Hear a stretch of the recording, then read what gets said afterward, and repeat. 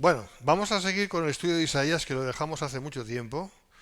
Me refiero en concreto al capítulo 63. Lo dejamos, hicimos la primera parte, pero ahí lo dejamos y entonces a partir de la primera parte que ya vimos, vamos a ver la segunda que se corresponde. La primera parte era la venganza de Dios contra sus enemigos, son los primeros versículos del 1 al 6 que ya estuvimos viendo y no voy a insistir en ello. Y aquí cambia radicalmente, a partir de ese momento cambia radicalmente de tema. Entonces, lo que vamos a ver es la gratitud y el reconocimiento con que el pueblo se dirige a su Dios y vamos a ver si me da tiempo para oración en la que apelan a la misericordia de Dios para que les perdone y les ayude.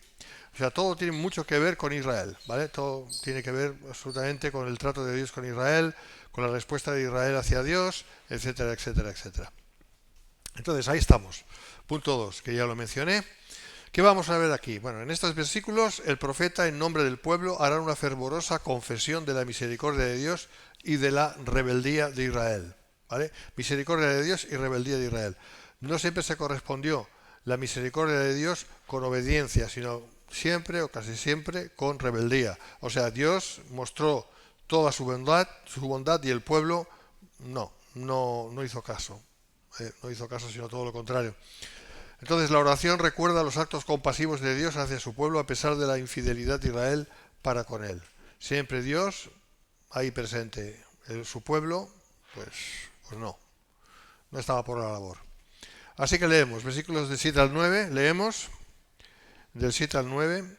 De las misericordias de Jehová haré memoria, de las alabanzas de Jehová conforme a todo lo que Jehová nos ha dado, y de la grandeza de sus beneficios hacia la casa de Israel, que les ha hecho según sus misericordias y según la multitud de sus piedades. Porque dijo, ciertamente mi pueblo son hijos que no mienten, y fue su Salvador. En toda angustia de ellos él fue angustiado, y el ángel de su faz los salvó. En su amor y en su clemencia los redimió y los trajo, y los levantó todos los días de la antigüedad. Aquí lo que vemos es la fidelidad de Dios constante, siempre constante, ¿no? Tanto para bendecir como para castigar, porque el castigo es necesario cuando es necesario. Siempre el Señor ha estado ahí. Bueno, pues eso es, en principio, vemos un reconocimiento agradecido de las misericordias de Dios de parte del profeta. Tan abundantes son las fuentes de la misericordia divina que el profeta emplea el plural al mencionarla. Para dar un énfasis en cuanto a que no solamente él como profeta estaba agradecido a Dios, sino el pueblo, él en el nombre del pueblo, ¿no? Pues habla en plural. Bien, MacArthur dice algo, vamos a ver qué dice.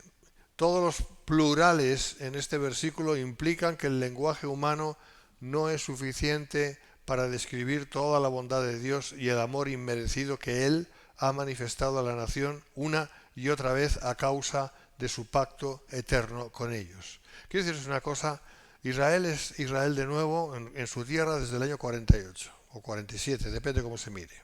¿Vale? Eh, ¿Pensáis vosotros que si Dios no hubiera protegido a Israel, Israel hubiera perseverado siquiera unos meses? Yo os digo que no. Los enemigos de Israel eran tan poderosos y estaba absolutamente rodeado de ellos que si no hubiera sido por la protección divina, el Israel actual hubiera desaparecido. Y sin embargo, el Israel actual nada tiene que ver con Dios. A ver, no Dios hacia Israel, sino de Israel hacia Dios, quiero decir. Es laico, es ateo si quieres, o casi ateo, o sea, no. Sin embargo, Dios es fiel con Israel y al final todo Israel conocerá a Dios, ¿vale? Todo Israel a nivel nacional, ¿eh? Así que es por la fidelidad de Dios, no por otra cosa. Bien, habla de las alabanzas de Jehová, son los muchos actos dignos de alabanza que Dios ha ido llevando a cabo a favor de su pueblo. En cuanto al versículo 8, que leemos, porque dijo, ciertamente mi pueblo son hijos que no mienten y fue su Salvador. Por decisión divina ellos se convirtieron en su pueblo y él es su Salvador. Eso lo vemos también en Isaías 43, versículos 1-3, ¿vale? O sea, fue elección divina. Aquí estamos hablando de nuevo de la soberanía de Dios. Amén. La soberanía de Dios y la elección de Dios no tiene solamente que ver con la cuestión personal, es decir, que Dios escoge a nivel personal, sino también a nivel nacional en cuanto a Israel. Israel es la única nación de Dios. ¿Vale? Bien, esto garantiza que no siempre serán hijos que mienten, porque dice que hijos que no mienten. Entonces dice, esto garantiza que no siempre serán hijos que mienten y que un día serán verdaderos fieles a Dios a causa de su elección soberana. Efesios 1, 3, 4. Es así. Cuando dice aquí, hijos que no mienten, en el versículo 8, hombre, ¿cuándo no han mentido Israel? Pero lo que quiere decir, aquí está hablando en futuro. O sea, aquí está hablando que Israel, que será salvo, ya no mentirá, sino que será nación de Dios. O sea, es una proyección en el tiempo. Y eso es una prueba más de que realmente va a haber un reino mesiánico de 1000 años. Y Israel va a ser la nación. No se puede entender de otro modo. Versículo 9 dice, el ángel de su faz lo salvó, el ángel que liberó a los israelitas de Egipto fue el Señor mismo. Ángel significa enviado. ¿Vale? No necesariamente una persona angélica, no, una criatura angélica, no necesariamente. Ángel significa enviado, también significa mensajero. ¿Vale? Entonces hay que ver el contexto cada vez. Y el ángel del Señor, pues evidentemente es la segunda persona de la Trinidad, que es el Hijo. En algunas ocasiones él es identificado como el ángel de Jehová en el Antiguo Testamento y él estuvo tan cerca de su pueblo que sintió sus aflicciones como si fueran suyas. En toda angustia de ellos él fue angustiado. Y eso lo experimentó el Señor Jesucristo cuando se hizo hombre y vivió en medio de ellos. ¿Verdad? Así es. Versículo 10, mas ellos fueron rebeldes. Quizás esta es la característica más mala, más preponderante respecto a Israel, la rebelión. Re- pueblo rebelde, ¿no? Un pueblo tan pequeño y tan insignificante y encima rebelde, o sea, increíble. Ellos fueron rebeldes e hicieron enojar su Santo Espíritu. Para enojar a Dios ya es fuerte esto, ¿eh? Por lo cual se les volvió enemigo y él mismo peleó contra ellos. A pesar, véase los asirios, que es lo que estuvimos estudiando sobre todo en el libro de Isaías al principio, los primeros capítulos sobre los asirios, cómo Dios escogió a los asirios como azote contra Israel, las naciones del norte, y luego a los babilonios contra el Israel del sur, contra Judá. Bueno, a pesar de la decisión de amarlos e identificarse con ellos, el pueblo de Israel le dio la espalda al Señor de forma continua y menospreció el amor de Dios hacia ellos. Y ahí tenéis citas para aburrir, que eso es así. Esta es una ilustración de la realidad de que el Espíritu Santo es una persona, ya que solo una persona puede enojarse y afligirse. Por cierto, ¿vale? Cuando alguien dice, es que el Espíritu Santo no es una persona, perdón. Dice, e hicieron enojar su Santo Espíritu. ¿Vale? O sea, todo espíritu es personal. Los ángeles son espíritu. Los demonios son espíritu. Nosotros somos espíritu. No podemos decir que tenemos espíritu, solamente somos espíritu. Somos espíritu, somos alma, somos cuerpo, pero somos espíritu. O sea, espíritu implica personalidad. ¿Vale? Y una personalidad implica una persona. Solo las personas tienen personalidad. ¿Vale? Entonces, el Espíritu Santo es persona. No fue por gusto de Dios, sino por los pecados de ellos. El prevalecer en el pecado hizo que Dios se les volviera su enemigo. O sea, no es que Dios estaba entusiasmado en castigarles, qué bien, ya tengo la oportunidad. No, es todo lo contrario. Le provocaron a ira. Provocaron a ira al Señor por sus pecados. Matthew Henry escribe, cito, ¿qué cosa tan mala ha de ser el pecado para convertir en enemigo al mismo Dios que es tan amigo de su pueblo, como para ser afligido en todas las aflicciones de ellos y tornar al que es el amor en persona en un Dios que pelea contra su propio pueblo? Bueno, esta es una referencia clara a lo terrible que es el pecado. O sea, ¿quieres entender cuán terrible es el pecado? Pues ahí tienes la referencia. Porque es por eso que Dios fue enojado. Así que tenemos que ver cómo Dios lo ve. Nuestro Dios es 3 veces santo. Entonces todo lo que implique pecado, o sea, es horrible. Bien, versículos 11 al 14, pero se acordó de los días antiguos de Moisés y de su pueblo, diciendo, ¿dónde está el que les hizo subir del mar con el pastor de su rebaño? ¿Dónde el que puso en medio de él su Santo Espíritu? Y el que los guió por la diestra de Moisés con el brazo de su gloria, el que dividió las aguas delante de ellos, haciéndose así nombre perpetuo, el que los condujo por los abismos como un caballo por el desierto sin que tropezaran. El Espíritu de Jehová los pastoreó como a una bestia que desciende al valle, así pastoreaste a tu pueblo para hacerte un nombre glorioso. Bien, ¿qué decimos al respecto de esto? El Señor, a pesar de la perversión de su pueblo, no olvidó su pacto ni los abandonó por completo. Siempre, tantas veces pareciera como que Dios ha abandonado a Israel, y ha habido momentos en que Dios ha en cierto sentido ha abandonado a Israel. Por 2000 años la ha abandonado, ¿no? Vuestra casa se os deja desierta, pero son tiempos. Luego Dios vuelve en su momento a ocuparse de la casa de David. Y eso es perpetuo.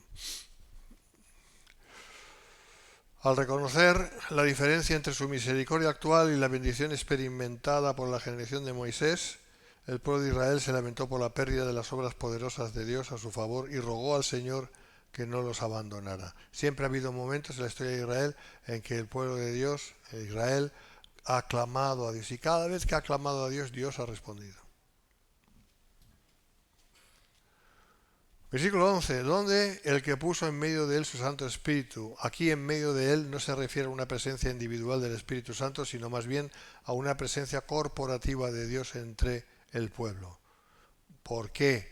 Pues porque Israel era, cuando fue el pueblo de Dios, lo sigue siendo, pero será manifiesto que es el pueblo de Dios a partir ya de la angustia para Jacob, como resultado de la misma. Es decir, a lo largo de la gran tribulación y posteriormente ya, como resultado de la gran tribulación, la venida del Señor en gloria y la entrada al reino mesiánico.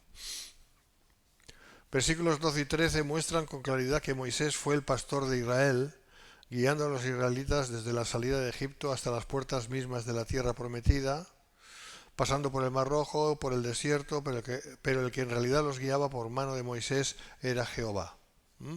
Era el Señor, la roca más alta que nadie. Solo que Moisés era la persona, era el líder humano, símbolo del Mesías, ejemplo del Mesías.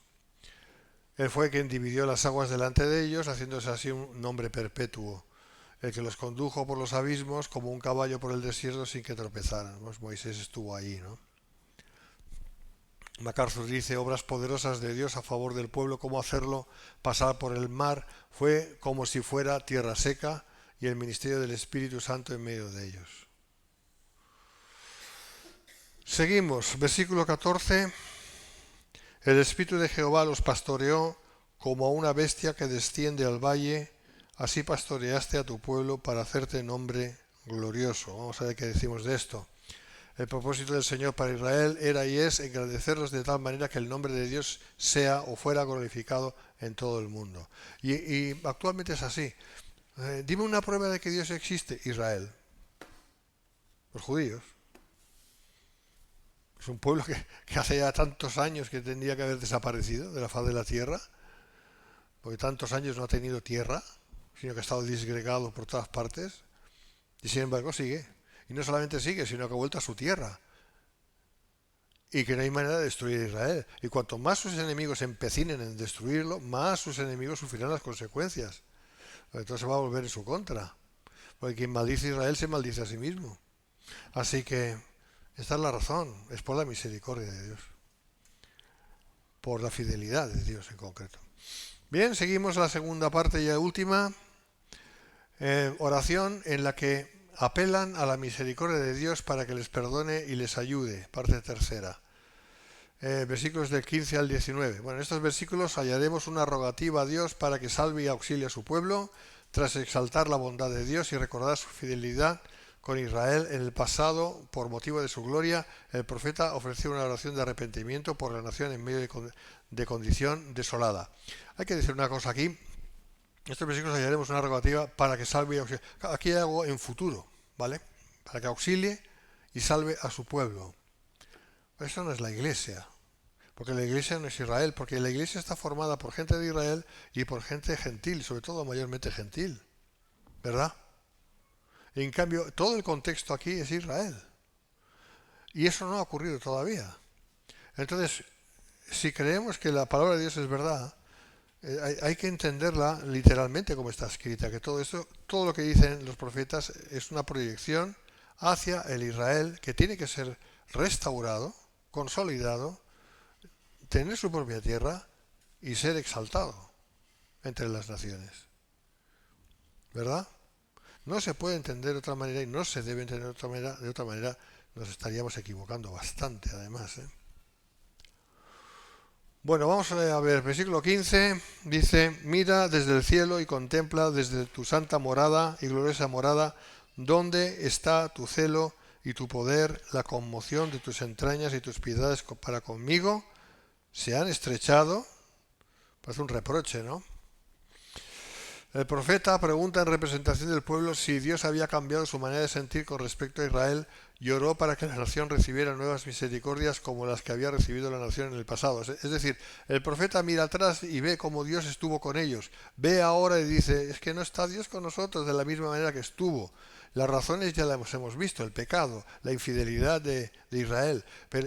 Y seguidamente el profeta dice en el nombre del pueblo, dice, entonces te vas a apartar de nosotros, nos vas a dejar, ya no vas a volver a tener misericordia de nosotros, ¿no? Eso es lo que está diciendo.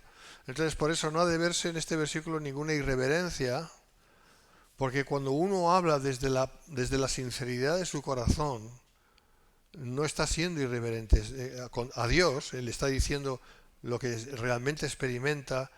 Pues está bien, porque estás diciendo lo que realmente sientes, lo que realmente entiendes. Y Dios es comprensivo, no es irreverencia.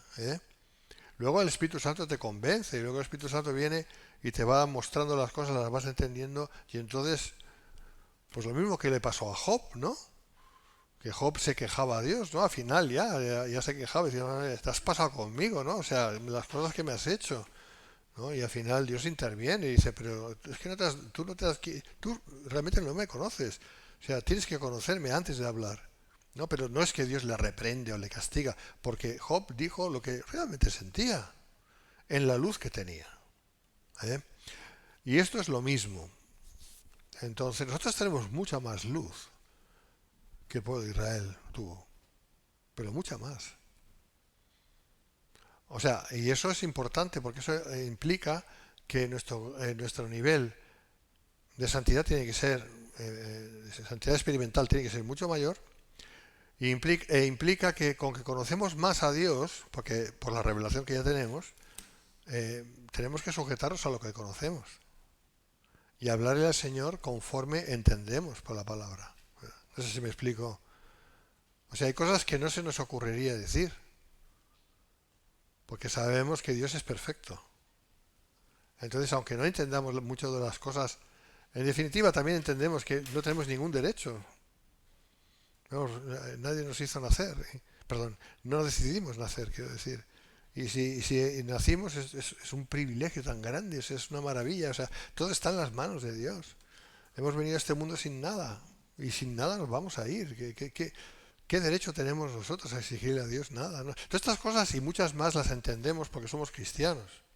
Pero porque tenemos la luz, tenemos la palabra completa, tenemos el Espíritu Santo. Todo eso no lo tenían aquellos. Aquellos antiguos tenían hasta donde tenían y iban un poquito así a tientas, ¿no? O sea, no fiándose de los sacerdotes, lo que les decían los profetas, pero no podían hacer mucho más. Nosotros tenemos el Espíritu Santo y nosotros hay una gran diferencia, Por lo tanto, hay mayor responsabilidad.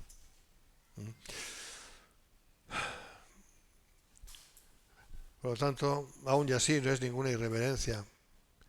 Simplemente intenta contrastar cómo fue en el pasado y cómo está yendo después Israel. Por eso escribe Moriarty, citado por Francisco Lacueva, de la consideración del pasado de Israel, el autor se traslada al presente y contempla la desdichada situación de los desterrados. Apunta delicadamente la queja de que Dios está demasiado lejos para ocuparse de su pueblo. Esa es la queja del profeta, y es verdad, Dios se había apartado. ¿Cuándo se aparta Dios? Cuando hay pecado. Cuando hay pecado, Dios se aparta. ¿Cuál fue el peor pecado que cometieron los judíos? Rechazar al Mesías. ¿Verdad? Cuando el Señor se presentó a ellos cabalgando un asno, un pollino, humilde y mostrándose como el Mesías, y eso ya lo he enseñado, y empezando por los líderes religiosos, etcétera, etcétera, pues Israel rechazó a Jesús. Por esa razón el Señor dijo: vuestra casa os es dejada desierta, no me veréis. Esto es apartarse, ¿verdad? Y no me veréis. Claro, con que el pacto con Israel, de Dios con Israel, es eterno, hay un hasta que. Por eso dice: hasta que digáis, bendito el que viene en el nombre del Señor. ¿No? Y por Oseas sabemos que son 2000 años. Y ya que me extiendo tanto, pues decir que 2000 años se cumple ahora en el 2030 o del 2028 al 2033, esa es la horquilla. 2028 ya no puede ser porque ya ha pasado 2000 años. La Agenda 2030 justamente obedece a eso. Si es 2030 o 2031, ahí no lo sé, pero ese año es significativo. Ellos saben perfectamente, el diablo sabe perfectamente que dentro de 2000 años después de la cruz, después de 2000 años después de la cruz, el Señor iba a volver o va a volver. El diablo lo sabe perfectamente. Y el diablo le dice a sus cabecillas humanos lo que tienen que saber para adelantarse a los planes de Dios, a intentar frenar lo que Dios quiere hacer, lo cual es estúpido, pero bueno, ya sabemos que el diablo, con que se cree que es como un Dios, pues, pero bueno, pero solo hay un Dios. Así que hermanos, estamos viviendo tiempos muy, muy especiales, muy significativos. ¿Por qué digo esto? Pues sobre todo para que avancemos en santidad experimental. Que lo que el Espíritu Santo nos va guiando y como nos va guiando obedezcamos. Que si nos pasan cosas, pues digamos: alabado sea tu nombre, Señor, no nos quejemos. Como solíamos hacer. Ya no podemos hacer eso. Ya no nos podemos quejar. Quejar es como decir: Señor, tú has fallado. Quejarse uno es decir: tú has fallado. Pero Dios no falla. Y si Dios permite una serie de cosas que nos pasen, pues será para nuestro bien, porque todas las cosas nos ayudan a bien, ¿verdad? Nos amamos a Dios. Y aunque fuera de otra manera, hermanos, ¿qué más da? Si Dios es Dios, Dios tiene todo el poder, lo podría haber evitado, no lo ha hecho, pues alabado sea su nombre, ¿no? ¿O qué vamos a exigirle a Dios? Entonces, todas estas cosas y otras similares son importantes, muy indispensables para crecer en santidad experimental. Y lo digo con temor de Dios, porque yo no quiero ponerme de ejemplo de nada, pero digo lo que es la verdad. Esto es así. Porque el Señor ya viene pronto por sus hijos. Viene muy pronto. Y todo lo que... Además, les voy a decir una cosa que es muy interesante. Yo he estado viendo por internet comentarios de cristianos que en vídeos que hablan del rapto, etcétera, etcétera, están diciendo: desde un tiempo a esta parte Dios está obrando poderosamente en mí para llevarme mucho más cerca de Él, para agradarle más, para crecer en santidad. Estos son los comentarios. Dios está haciendo eso. Yo quiero deciros que eso lo estoy experimentando yo desde hace unos meses también. A ver, Dios está tratando con mi vida de una manera descomunal. Meses o ya un par de años. Es decir, y eso es buena señal. Eso es señal de que Dios nos está preparando para el encuentro con Él. Y según hayamos sido obedientes aquí, allí recibiremos más o menos recompensas. ¿Es así? Por eso es importante, hermanos, que obedezcamos a Dios, ¿vale? Y sabemos cómo obedecerle. Entonces no tenemos excusa. Sigo. Versículo 16, lo leo aquí para que salga mi cara. Versículo 16. Pero tú eres nuestro Padre, si bien Abraham nos ignora e Israel no nos conoce. Tú, oh Jehová, eres nuestro Padre, nuestro Redentor perpetuo es tu nombre. Bien, le recuerda a Dios que a pesar de todas las rebeldías de Israel, sigue siendo no solo el Redentor perpetuo de Israel, sino también su Padre, y por tanto no ha de desentenderse de sus hijos. Es decir, el profeta está diciendo, a pesar de que te has alejado de nosotros, sabemos que tú estás con nosotros. Eso es fe, ¿eh? ¿Lo iba a hacer Dios? Sabemos que no. Sabemos que no, el que desentenderse, claro. Ese es el contexto. Desentenderse, sabemos que no. Dios jamás se desentenderá de su pueblo, aunque lo mereció tantas veces, como lo merecemos nosotros también. Los ancestros físicos de la nación, que menciona aquí Abraham y Jacob, es decir, Israel, cuando dice Israel es Jacob, jugaban un papel crucial en el pensamiento judío. Una tentación y pecado constante por parte de los judíos fue depositar su confianza en el simple privilegio de ser descendientes de Abraham y de Jacob.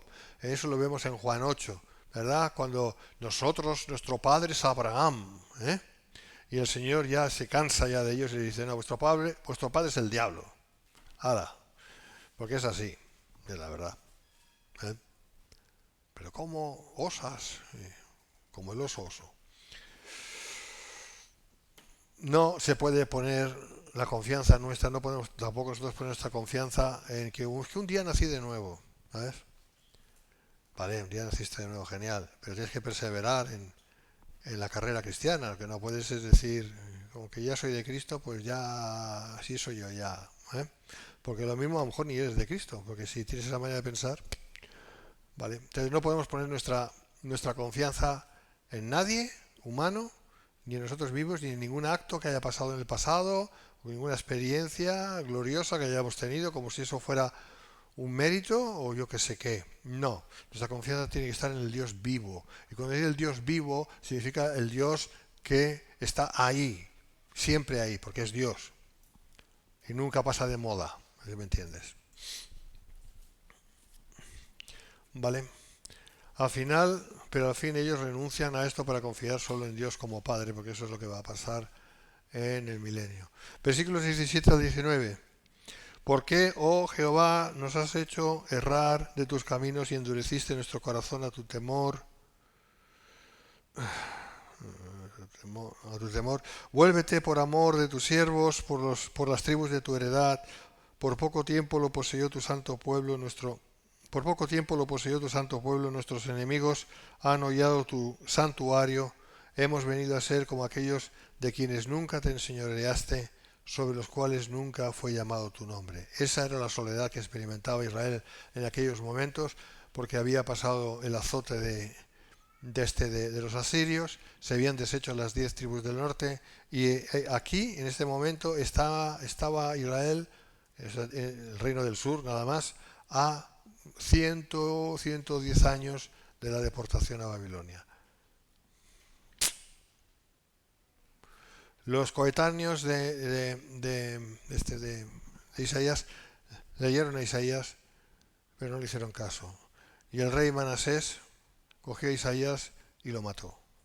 De una manera horrible, además. Por eso Dios se apartó, entre otras cosas, ¿no? Porque no puede ser de otra manera. Entonces, la misma queja vemos en estos versículos, son 3 aunque complementarias. Se queja de que él mismo, Jehová, les hizo extraviarse de sus caminos y endureció el corazón de ellos para no temerle. Versículo 17. ¿Por qué, oh Jehová, nos has hecho errar de tus caminos y endureciste nuestro corazón a tu temor? Bueno, eso es como lo veía Isaías, pero en ese momento, pero no es así. Pero también es verdad que el mismo Isaías, inspirado por Dios, dice que Dios no les iba a dar oídos para oír. Y eso pasó durante el ministerio de Jesús, que por eso el Señor les hablaba en parábolas y ellos no entendían nada. ¿Quién hace entender? Solo Dios hace entender, ¿verdad? ¿Por qué la gente hoy en día no entiende nada de las cosas de Dios, ni le interesan? Porque Dios no está obrando. Es por eso. ¿Por qué Dios no está obrando? Porque por causa del pecado de toda la gente Dios no obra. Hay más razones más sublimes y más de soberanía de Dios, pero hablando en términos humanos, Dios, ¿por qué no convence a todos de pecado? No lo hace, ¿verdad? ¿O lo hace? No. Solo lo hace con los escogidos. ¿Por qué a los no escogidos no les convence? Porque los ha dejado en su justa condenación. Entonces, de la misma manera, o parecida manera, Dios actuó con Israel, porque ya el profeta lo dijo, de que Dios iba a endurecer sus corazones y que Dios no les iba a dar oídos para oír, para que pudieran llegar a ser salvos, excepto las ovejas perdidas de Israel, en el tiempo de Jesús. ¿Por qué? Porque, mira, así, porque ellos primeramente no querían arrepentirse de sus pecados y porque Dios escoge a quien quiere. Y los motivos de Dios no los conocemos, no los sabemos. Sloky escribe: los sufrimientos de Israel infligidos por Dios son en sí mismos un obstáculo para volver a las sendas de la justicia y de la rectitud. Es implorado Dios para que se reconcilie con su pueblo, si no es en atención a ellos, que lo haga en atención a sus antepasados. Por eso dice: vuélvete por amor de tus siervos, por las tribus de tu heredad. Hay un momento en que el castigo está ahí, y cuando el castigo está ahí, está ahí. Y hasta que no se cumple el tiempo del castigo, eso continúa. Dios se aparta. Otra vez vuestra casa os es dejada desierta. ¿Os dais cuenta? Dejar la casa desierta implicó mucho. Primero, el desamparo de Dios, no absoluto, porque si no Israel hubiera dejado de existir ya. Los judíos hubieran dejado de existir, y eso no ha sido así. O sea, siempre Dios ha dejado un punto latente ahí de vida. Pero por el rechazo de Israel al Mesías, el Mesías se apartó. Me vuelvo a mi lugar, dice Oseas, me vuelvo a mi lugar y no me veréis. ¿Hasta qué? Entonces, digo esto porque, hermanos, nuestro Dios es fuego consumidor, ¿verdad que lo dice? O sea, no podemos jugar con Dios, no podemos, no debemos, no podemos. No podemos, ¿vale? El profeta quiere dar a entender que Dios permitió que se desviaran y que el corazón de cada uno de ellos se apartara de él. Dios a quien quiere endurecer, endurece, ¿verdad que lo dice? Romanos 9. Por medio de Isaías el pueblo no niega su culpa y confiesa que como resultado de ella Dios los abandonó a las consecuencias de sus decisiones inicuas. Y eso es así. El profeta en realidad está diciendo: el pueblo no niega su culpa y confiesa que como resultado de esa culpa, por causa del pecado de la culpa, Dios los abandonó a las consecuencias de sus decisiones inicuas. Entonces tenemos que entender una cosa de cara a nosotros. Cada vez que tomemos una decisión inicua, que no lo hagamos, pero si lo hacemos, si tomamos una actitud, una decisión de desobediencia a Dios, eso va a tener consecuencias. Porque Dios a quien ama disciplina y azota a quien acoge por hijo. Es mucho mejor no tentar a Dios. Amén. Sí. Versículo 18. Por poco tiempo lo poseyó tu santo pueblo, nuestros enemigos han enviado tu santuario.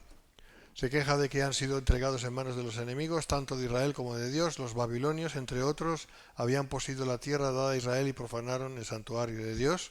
Eso tenía que pasar aún, no pasó en tiempo de Isaías, sino un poco después, como ya dije antes. La queja del profeta no es tanto en cuanto a la pérdida y destrucción de las posesiones personales, sino de la destrucción del templo de Jerusalén. Y 19, hemos venido a ser como aquellos de quienes nunca te enseñoreaste, sobre los cuales nunca fue llamado tu nombre. Se compara Israel con los impíos, con los gentiles. La queja de Israel fue que su desolación podía compararse a la de aquellas naciones que no tenían una relación especial con el Señor. Sí. Pero es que Dios quería eso, no. Pero fue el resultado de su desobediencia y de su rebelión. Y la rebelión es lo peor que un ser humano puede hacer. Rebelarse contra Dios es lo peor que puede hacer. El diablo fue diablo porque se rebeló contra Dios. Además es estúpido, porque Dios tiene todo el poder, Dios es soberano, Dios lo puede todo. ¿Por qué te vas a rebelar contra Él? Es un mal negocio. ¿No? ¿Has visto así?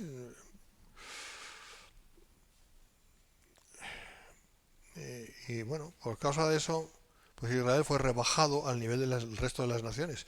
Y de hecho, aquí podemos decir lo mismo, cuando el Señor dijo, vuestra casa se es dejada desierta, a partir de ese momento Israel fue rebajado al nivel del resto de las naciones gentiles. De hecho, peor aún, porque dejó de ser nación. Perdió su tierra. Durante 1900, no sé si y pico de años, no sé cuántos ahora tienes el cálculo, estuvieron sin tierra. Y ahora tienen tierra, pero es una nación espiritualmente muerta, ¿eh? Esperando el momento de la redención, pero de momento... por eso es la misericordia de Dios. Está la misericordia de Dios, ¿eh? El trato de Dios con ellos. Así que cuando el Señor dice vuestra casa te es dejada desierta, oh, no, no, no. Eso no tiene que pasar, ¿eh? No nos va a pasar a los cristianos, pero los cristianos, porque tenemos mucho conocimiento, tenemos que ser especialmente obedientes a Dios, especialmente obedientes. ¿Mm? Y no tentar a Dios en absoluto. Escribe Matthew Henry, se queja finalmente de que siendo el pueblo de Dios, en realidad parece como si Israel no fuera ya una teocracia y el país estuviese dejado de la mano de Dios, como así fue, a modo de las demás naciones del mundo que no tienen ni conocen a Dios. Y así ha sido por siglos y siglos. El capítulo acaba así abruptamente, pero en realidad la Biblia hebrea añade el versículo 1 del siguiente capítulo a este versículo 19 que dice, oh, si rompieses los cielos y descendieras y a tu presencia se escurriesen los montes. Eso es lo que dice, ¿verdad? La separación por capítulos no siempre tiene que ver con el sentido de la escritura, solamente es algo administrativo, nada más. ¿Vale? Entonces Dios no va a abandonar a su pueblo jamás. Cuando dice, oh, si rompiesen los cielos y descendieras, pues sí, lo va a hacer, ¿verdad? Y a tu presencia se escurriesen los montes. ¿Cuándo va a ocurrir esto? La segunda venida de Cristo, la venida en gloria. Así que, gloria a Dios, hermanos. Dios os bendiga. Yo no sé si nos veremos la semana que viene aquí en la tierra o en el cielo, pero nos veremos seguro.